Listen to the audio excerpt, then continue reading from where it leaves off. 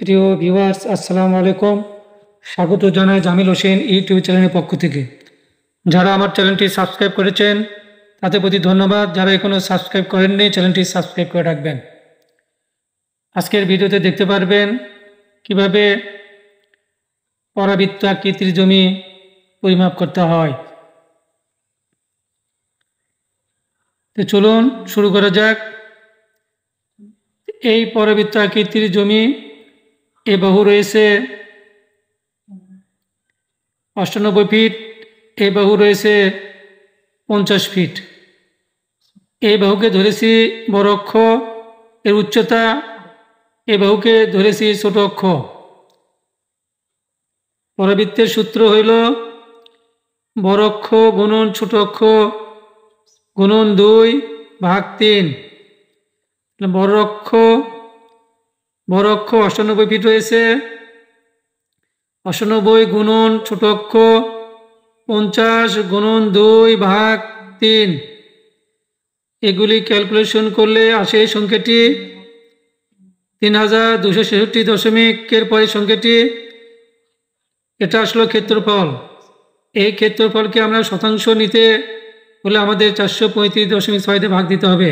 এই ক্ষেত্রফলকে ভাগ দিলাম 435.6 দিয়ে আমরা শতাংশ পেলাম 7.49, অর্থাৎ 50। এখানে 2 সংখ্যার পর 5-এর অধিক রয়েছে 9, এই জন্য এখানে 1 যোগ করতে হবে।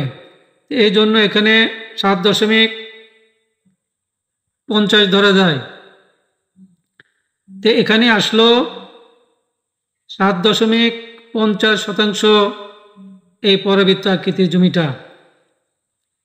এই পরাবৃত্ত আকৃতির জমিটা এভাবে খাতা কলমে ক্ষেত্রফল ও শতাংশ বের করতে যে সময়টুকু লেগেছে এর থেকে অনেক কম সময়ে লাগবে অ্যাপসের মাধ্যমে ক্ষেত্রফল ও শতাংশ বের করতে।